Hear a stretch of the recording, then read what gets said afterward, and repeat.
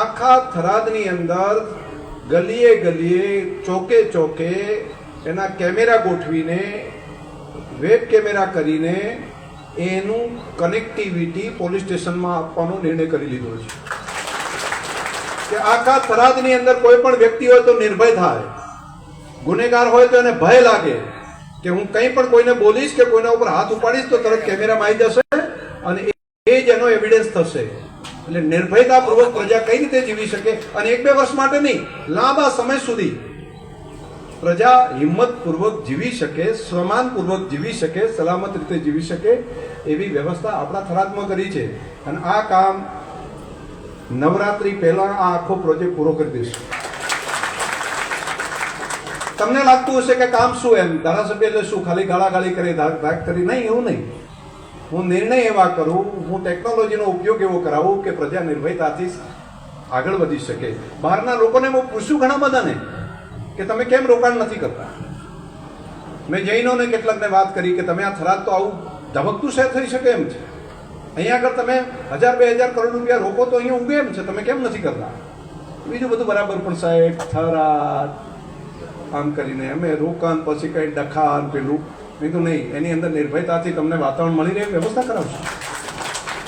આ બધા કામ એક ગામડામાં રહેલા કોઈ માણસને વેપાર ધંધો કરવો છે, પણ મા બાપને એમ લાગે કે મારું ત્યાં ગયા હશે ને એને કોઈ તકલીફ નહીં થાય ને પોતાના છોકરાનું મુક્ત પેલું થાય તો એ વિકાસ ન કરી શકે, તો ક્યારેય પ્રગતિ ન થઈ શકે.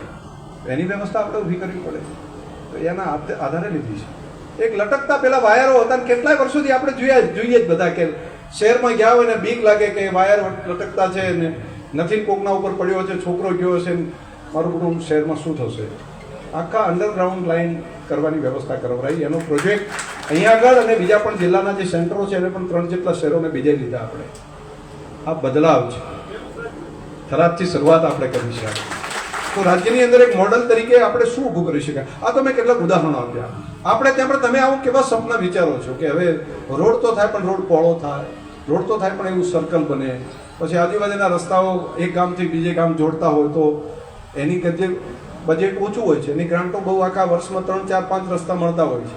તો અત્યારે મેં નરેગાની અંદર ટીમને બોલાવી છે અને કીધું છે કે મારે અહીંયા 50 રસ્તા કરવા હોય ગામડાના, આ ગામથી આ ગામના, તમે કરો એની અંદર મદદ કરશું.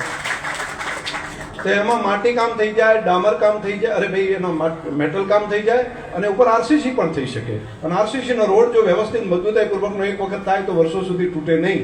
તો આ ગામથી આ ગામમાં જોડતા રસ્તા મેં આરસીસીને ક્યાં જોયા? તો હું બહાર ગયો ત્યારે વિદેશમાં જોયા મેં કે એ લોકો ખેતરોના ગામમાં એક ગામથી બીજે ગામમાં જવાના રસ્તા છે એ આરસીસીના કર્યા છે. તો ડેવલપ કન્ટ્રી જો આ કરી શકતા હોય તો આપણે શરૂઆત તો કરીએ, કંઈ ને કંઈ શરૂઆત તો કરા. આપણે કેમ ન કરીએ? કામ પણ એ પ્રમાણનું મજબૂત થાય અને એક વિસ્તાર એવો બને કે જે કાયમી સુખાકારી વાળો હોય. મને ઘણા બધા મને પાછા કહે છે, શંકરભાઈ તમે આ બધું કરો પણ અહીં તો બધા વસ્તીને પ્રસંગમાં વહેલા મોડા પોકો ને એના કારણે ફાયદો થાય. મેં કીધું હા, એના કારણે મત મળે, એના કારણે મત મળે એની સમજણ મને પડે છે કે મત લેવા માટે બીજું કશું કોઈ આ કામો કરવાની કોઈ જરૂર હોતી નથી. આવું કશું ના કરે તો મત આપે પ્રજા. ખાલી જઈને બેહો ને સારું લગાડો તો વાત કરો ને મીઠું બોલો, આટલું કરે તો પ્રજા મત આપે. પણ મત લઈને છેવટે જનપ્રતિનિધિ ચૂંટવાનો શેના માટે? તો બીજી વખત ફરી મત લેવા માટે જ જીતાડો, પછી એમ કે મને જીતાડ્યા કરો એના માટે જીતાડવાનું? ના, એના માટે નહીં. એક જનપ્રતિનિધિને જીતાડ્યો છે તો એણે આપણી પેઢી ઉજળી થાય, આપણી પેઢીનું ભવિષ્ય બને, એના માટે એને 5 વર્ષ ખર્ચવા પડે. અઘરું કામ છે, એને ભય પણ લાગે કે રાજનીતિની અંદર અહીંયા આગળ તો જીતવું હશે તો કોઈ કામ નહીં કરો તો ચાલશે, પરંતુ બધાની પાસે તેના પ્રસંગે હાજર રહો એટલે કોઈ માથાકૂટ રહેતી નથી. એવા વાતાવરણની અંદર એટલી સમજણ પડતી હોય અને છતાંય કોઈ જનપ્રતિનિધિ એમ વિચારતો હોય કે મને 5 વર્ષ માટે મારી પ્રજાએ જીતાડ્યો છે તો મારે એનું ઋણ ચૂકવવું પડે, એટલા માટે આ કામ મારે કરવું જોઈએ. અને 1-2 દિવસમાં નથી થતું. ખાલી શંકરભાઈ એક શુક્રવાર શનિવારે આવીને વિસ્તારની અંદર કામ કરે એટલાથી નથી થતું. મારી ઓફિસ સતત ત્યાં કામ કરે છે ગાંધીનગરમાં, અને મારા પીએસ છે એને પણ 2 દિવસ અહીંયા રાખું છું. 2 દિવસ હું કામ કરું, 2 દિવસ વળી પછી એમને મૂકવાના, 2 દિવસ મારા પીએસ પંડ્યાજી એ આવે, 2 દિવસ આઈએસ પટેલ આવે, એટલે 6 દિવસ 7માંથી 6 દિવસ સતત ત્યાંથી આવવાનું. કાર્યાલય તો કાયમી ચાલે જ, કાર્યાલયની અંદર 7-8 લોકો છે એ તો કામ કર્યા જ કરે, એને તો 24 કલાક આ જ કામ કરવાનું, એમજીભાઈ હોય કે આખી ટીમ, પણ એના સિવાય પણ આટલું લાલન પાલન મત વિસ્તાર માટે કરવાનું. અને આવું કોઈ કામ પહેલા નહોતા કોઈ કરતા આખા રાજ્યની અંદર, તો પણ ચાલતું. છતાંય મને ખબર છે કે એના વગર પણ કંઈ ના કરો આવું કશું, ખાલી બેસણામ જાઓ તો મત આપે આવી ખબર હોય તોય હું મારા વિસ્તારના ગરીબમાં ગરીબ માણસ, ખેડૂત, પશુપાલક, મજૂરી કરતો માણસ, વેપારી, એનું જીવન ધોરણ સુખી થાય એ માટે સમજણ છતાંય મહેનત કરું છું. આવી સમજણ રાજકીય પડે છે છતાંય મહેનત કરું છું. અને એટલા માટે કરું છું કે મારું કર્તવ્ય છે અને આ પુણ્ય જમા થાય છે. મત કેટલા જમા થાય એની મને ખબર નથી હોતી, પરંતુ પુણ્ય જમા થાય છે. અને પુણ્ય જમા કરવું એ પણ એટલું જ સાથે સાથે જરૂરી છે, તો જ ઈશ્વર કૃપા મળતી હોય છે. હું તમને એટલા માટે અહીંયા બધાને આ વાત ખુલીને આટલી કરું છું અંદરની, કે અહીંયા બેઠેલા ઘણા બધા રાજનીતિની અંદર જાહેર જીવનના કાર્યકર્તાઓ છો. 24 કલાક માત્ર રાજનીતિ જ કર્યા કરીએ, જીવન તો પૂરું થઈ જશે.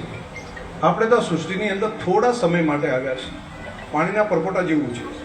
જેમ વરસાદ પડતો હોય ને પાણીની અંદર પરપોટો વળે તૂટી જાય ને, બસ આ કલ્પોથી ચાલી આવતી આ સૃષ્ટિ ઉપર માત્ર આપણે થોડા સમય માટે, 100 વર્ષ એટલે બહુ નાનકડો સમય છે. એ સૂર્ય વર્ષની અંદર જઈને જોશો, બહુ ટૂંકા ગાળા માટે આવ્યા છે. આપણા પહેલા ખૂબ આવીને જતા રહ્યા, જેને આપણે નામે યાદ નથી, ખબર નથી. આપણા બાપ દાદાને 10મી પેઢી પહેલાને ખબર નથી. આવા કેટલાય લોકો પૃથ્વી ઉપરથી આવીને નીકળી ગયા. આપણે એક નાનકડી યાત્રા માટે આવ્યા છીએ, તમે હું બધા. તો નાનકડી યાત્રાની અંદર તમારે ને મારે એવું જીવન જીવી જવું પડે કે મનથી સંતોષ થઈ જાય. આપણને થાય કે વાહ, આંખો જ્યારે બંધ થઈ જાય તે દિવસે એવું લાગે કે હું માત્ર મારા માટે નથી જીવ્યો, મેં અનેક લોકોનું ભલું કર્યું છે, અનેક લોકોનું સારું કર્યું છે, એવો મનથી સંતોષ થાય. એ રીતનું જીવન જીવીએ તો જીવન સાર્થક. અને કોકને સારું લાગશે એના માટે પણ નહીં, મને સંતોષ થશે. આપણી આંખો બંધ થાય તે દિવસે આપણને સંતોષ હોય કે વાહ, તે દિવસે અફસોસ ના હોય. ત્યારે આપણને એમ લાગે કે ના, મેં જે મને કામ સોંપ્યું હતું એ કામ મેં પરોપકાર માટે પૂરતા મહેનતથી કર્યું છે, દરેકનું ભલું થાય એના માટેનો વિચાર કર્યો છે. જો આ ધ્યેય સાથે કામ કરીએ તો પરિણામ ઈશ્વર પણ આપે, લોકોનું પણ કલ્યાણ થાય. અને નિયતિ અને પ્રકૃતિ પણ અનેક અવરોધોની વચ્ચે પણ તમને મદદ કરે, તમારો હાથ પકડે. અને મેં આ અનુભવ એટલા માટે કર્યા પછી હું તમને બધાને કહું છું, કોઈ ના હોય સાથે, છતાં જો સત્ય સાથે હોય, કોઈ સાથે ના હોય, છતાં પરોપકારનો ભાવ હોય અને પ્રકૃતિ જો સાથે હોય, તો નિયતિએ પણ બદલાવવું પડે છે. નિયતિએ બદલાઈને તમારી ફેવરમાં મદદ કરવી પડે. આ મારા અનુભવ તમને બધાને કીધો. આમાંથી જેટલાને કામ આવે એટલા ઉપયોગ લેજો, અને નહીંતર પછી કોઈ ભાષણ સમજીને એને રદ પણ કરી શકો છો, તમારો અધિકાર છે. પરંતુ મેં મારા જીવનનો નિચોડ હતો એમાંનો કેટલો ભાગ તમને સોંપ્યો છે. હજુ કામ ખૂબ કરવા છે. શ્રાવણ મહિનો છે, પવિત્ર માસ છે, અને આજે તો શનિવારનો દિવસ છે, ભગવાનનો દિવસ છે.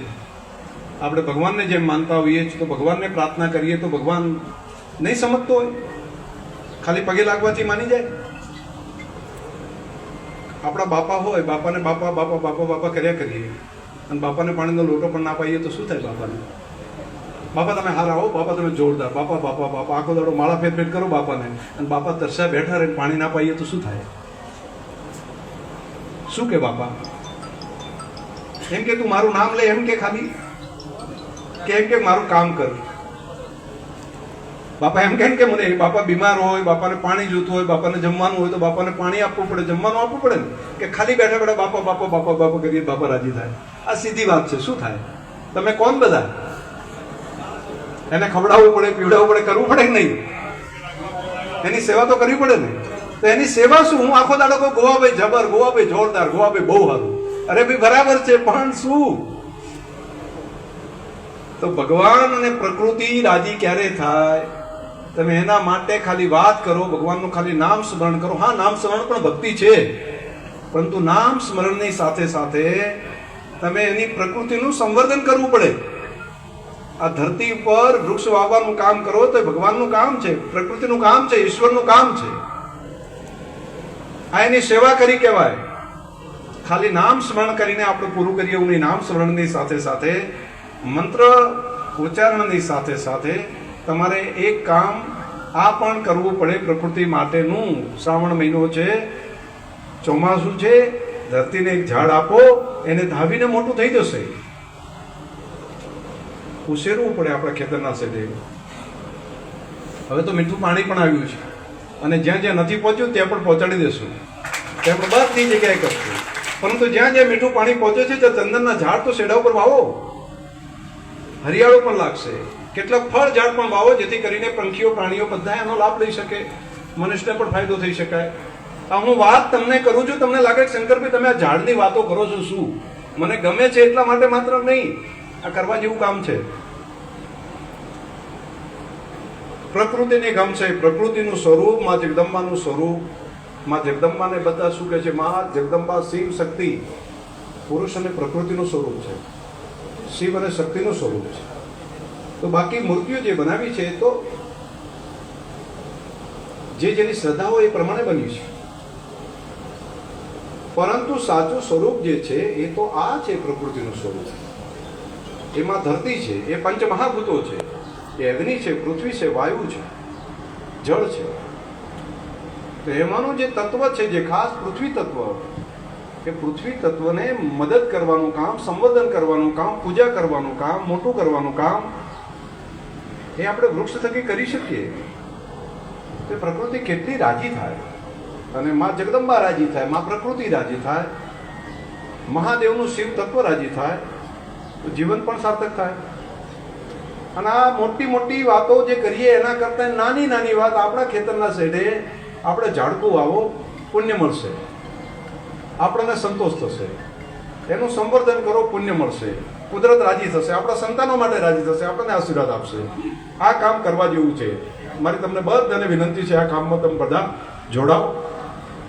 આ રોડનું કામ કર્યું, તમે મારું સ્વાગત સન્માન કર્યું, આખા ગામનો, તાલુકા પંચાયત સીટનો બધા આગેવાનોનો હૃદયપૂર્વક ખૂબ ખૂબ આભાર માનું છું અને ભગવાનને પ્રાર્થના કરું છું કે મને શક્તિ એવી આપ કે મારા બધા લોકોએ વારંવાર આ રીતે મારું સન્માન કરવું પડે. અને હું માત્ર સન્માન એટલે પાઘડી પછી નથી મેં બાજુ મૂકી દીધી છે. એ સન્માનના ભૂખના કારણે નહીં, પરંતુ મને કામ કરવાની ઉર્જા મળે. એક નાનું બાળક હોય ને બાળકને જઈને કામ સારું પરીક્ષામાં પાસ થયું હોય, સારું મહેનત કરી હોય અને સારા માર્ક આવે અને મા બાપ એના માથે હાથ ફેરવે અને જે બાળકને સંતોષ થાય ને એટલો સંતોષ તમારા આ કામને કારણે મને થાય છે. અને મને હજુ વધારે કામ કરવાની આની અંદરથી પ્રેરણા મળે છે. હજુ ખૂબ કામ કરશું અને લોકોના આશીર્વાદ પણ બધાના મેળવીશું. બધાનો હૃદયથી ખૂબ આભાર. આ રોડ સરસ મજાનો થશે અને સારામાં સારો રોડ થાય એના માટે ધ્યાન પણ રાખશું. તમે પણ ધ્યાન રાખજો. અને કંઈ આગા પાછું કંઈ હોય એની અંદર તો શંકરભાઈનો ફોનથી જાણ પણ કરવાની. કામ ચાલુ થાય એટલે ખાલી પૂરું થયું એવું નહીં, એ ક્વોલિટીવાળું થવું પડે. સારું કામ થાય એના માટે તમારે પણ ધ્યાન રાખવાનું અને મને ડાયરેક્ટ ફોન કરીને વાતે કરવાની. નહીં તો થઈ ગયું પૂરું થયું નહીં, ખાલી ગ્રાન્ટો વપરાઈ ગઈ નહીં. એ કામ લાંબા સમય સુધી ટકે, સારું થાય એવું કામને પણ આપણે બધા ભેગા મળીને આગળ વધારીએ. એક કામ આ 3જી તારીખે નવું જે કરવા જઈ રહ્યા છે તમને બધાને જાણ કરું. તમારામાંથી પણ જેને ખેતીમાં રસ હોય આવજો. ધરતી આજથી 300 વર્ષ પહેલા, 400 વર્ષ પહેલા પાણી નતું, બિન પિયત પણ બધું ઉગતું હતું. તો એમાંથી કેટલાક તત્વો ધરતી માતાને જતા રહ્યા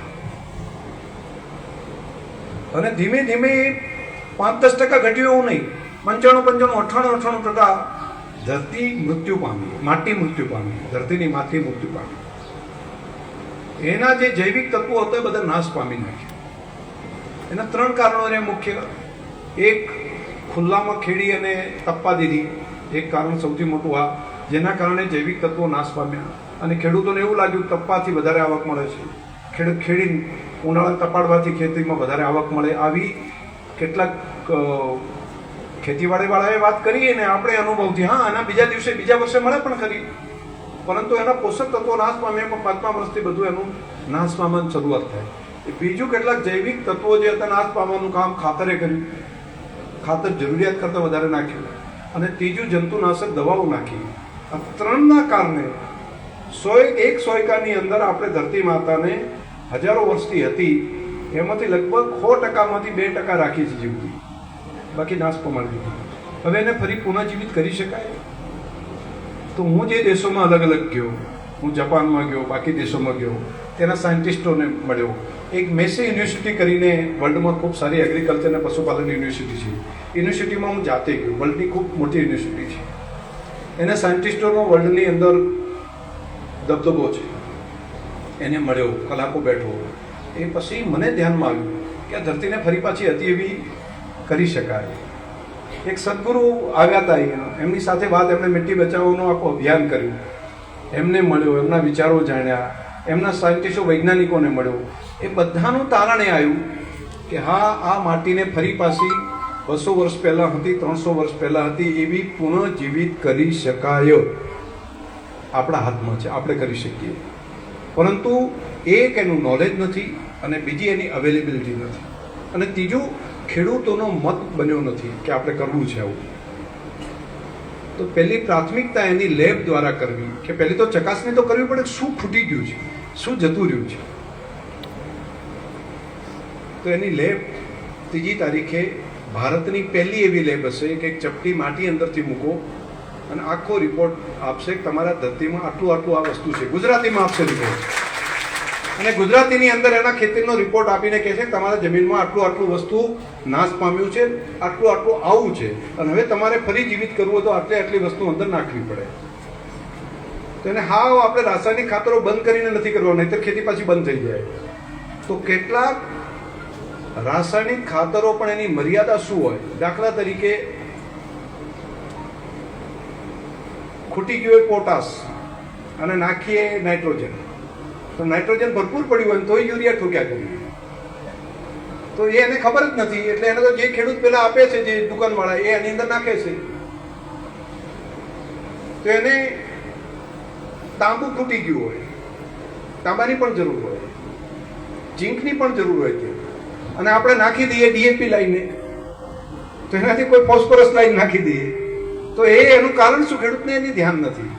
તો ખર્ચ આપણો વધી જાય છે, અને જાણકારી છે નહીં, ધરતીનું હેલ્થ તો છે નહીં. આપણે દાખલા તરીકે માદા પડ્યા હોય, અને માદા પડ્યા પછી જરૂર હોય પેરાસિટામોલની, અને આપણે ઝાડાની દવા આપી દઈએ શું થાય? એટલે ઇન્જેક્શન તો આલ્યું, એમ પેલા કીધું ઇન્જેક્શન બધા હાલતા હતા, તમે ઇન્જેક્શન શેનું આપ્યું ઇન્જેક્શન? તો ખેતીની અંદર આવડી મોટી ગેપ છે. એક જૈવિક તત્વો દ્વારા બેક્ટેરિયા ડેવલપ કર્યા છે કે ફરી જીવિત કરવી ધરતીને. એ બેક્ટેરિયા ગાયના પેટમાંથી મળ્યા છે, એના ઝરણમાંથી. એને યુનિવર્સિટીની અંદરથી છાણમાંથી અલગ કરી લેબની અંદર ડેવલપ કર્યા, ઝરણમાંથી અને ગાયના ગટ્સમાંથી. એ લાખો વર્ષથી ડેવલપ થતા હતા. એ છાણમાં નીકળ્યા, એને અલગ કર્યા, એને આણંદ યુનિવર્સિટીની અંદર એને ડેવલપ કર્યા, એની ચીપ બનાવીને 1માંથી કરોડ બનાવી શકાય એવી ટેકનોલોજી છે. એનું મશીન, એની લેબ ખીમણામાં આપણે ચાલુ કરી 1 વર્ષથી, એનું પરિણામ મળ્યું. તો એ બેક્ટેરિયાને જો ધરતી ઉપર નાખીએ તો ફરી પાછી ધરતી 4-5 વર્ષની અંદર આપણે હતી એવી ધરતી આપણે કરી શકીએ. ફરી એ બેક્ટેરિયા પાછા જીવતા થઈ જાય. એ એક બેક્ટેરિયા અંદર જવાને કારણે કરીને એના પૂરક તત્વો કોઈ 10 ફૂટ નીચે, કોઈ 20 ફૂટ નીચે ગરબાયેલા છે. એ નીચેથી જેવા બેક્ટેરિયા જતાની સાથે એનો આ ખોરાક છે, તો બાકીના જૈવિક તત્વો ઉપર આવતા રહે, અને ફરી ધરતી જે જીવતી હતી એવી થઈ શકે. આ સાયન્ટિસ્ટો સાથે 2 કામ, એક લેબ ડેવલપ કરવાનું કામ, બીજા બેક્ટેરિયા ડેવલપ કરવાનું કામ, આ બંને આપણી બનાસની ધરતી ઉપર આપણે કરી દીધું છે. અને આની લેબ આખા હિન્દુસ્તાનની સારી લેબ આપણા થરાદમાં આપણે કરવા છે. આ 3જી તારીખે દેશની અંદર સારા માન્ય કહેવાય એવા સાયન્ટિસ્ટો, 4 જેટલા સાયન્ટિસ્ટો અહીંયા હશે. એના વૈજ્ઞાનિકો જેણે વર્ષોથી સંશોધન કર્યું છે, જેનો ફોરેનમાં પણ એક્સપિરિયન્સ છે, જેણે વર્લ્ડની એગ્રીકલ્ચરની યુનિવર્સિટીમાં સંશોધનો કર્યા છે. એ બધાને લઈને આ કામને ચાલુ કરવાનું 6 મહિનાથી કામ કરતા હતા. લેબ તૈયાર થઈ ગઈ, મશીનો આવી ગયા, અને કામ આ 3જી તારીખથી આપણે ચાલુ કરી દઈએ છીએ. આ આજે નાનકડું લાગશે, પણ જેને ખેતી કરવી છે, જેને મહેનત કરવી છે, આવતીકાલ આખી ખેતીના જીવનની બદલાઈ જશે. અને ખાલી બનાસકાંઠાના થરાદ પૂરતું નથી કહેતો, બનાસકાંઠાનું ભવિષ્ય તો બદલાશે. પરંતુ એના કારણે કરીને આ જોઈને આખા દેશની અંદર મોટો બદલાવ આ ઘટનાથી આવશે. અને હું ભાગ્યશાળી છું કે તમારા જેવા મતદારો મને મળ્યા, જેમણે મને ચૂંટીને અહીંયા મૂક્યો. જો તમે આ મને ના કર્યું હોત, મારે ગમે એટલું કામ કરવું હોત તો ન કરી શકો. એટલે પુણ્યના ભાગીદાર પણ તમે બધા છો. આ ધરતી માતાના સંવર્ધનનું કામ પણ થશે. ખેતીમાં રસ હોય એના માટે લોકો આવે સાંભળવા માટે. 3જી તારીખ નેતાઓ માટેની નથી.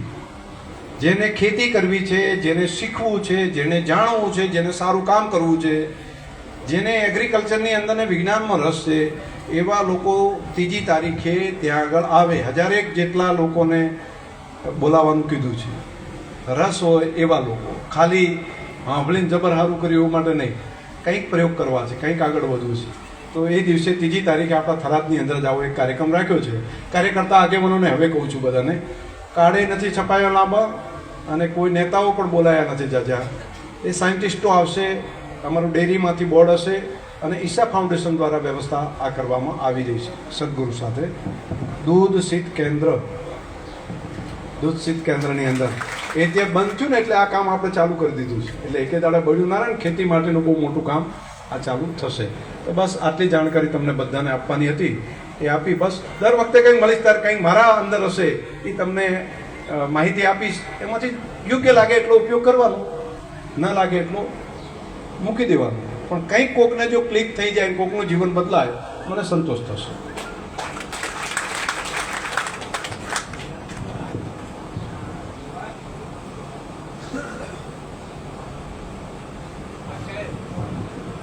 આપણા લોકસેવક માનનીય શંકરભાઈ ચૌધરી સાહેબનો ખૂબ ખૂબ આભાર. આભાર વિધિ માટે ગોવાભાઈને વિનંતી કરીશ કે આભાર વિધિ કરશે.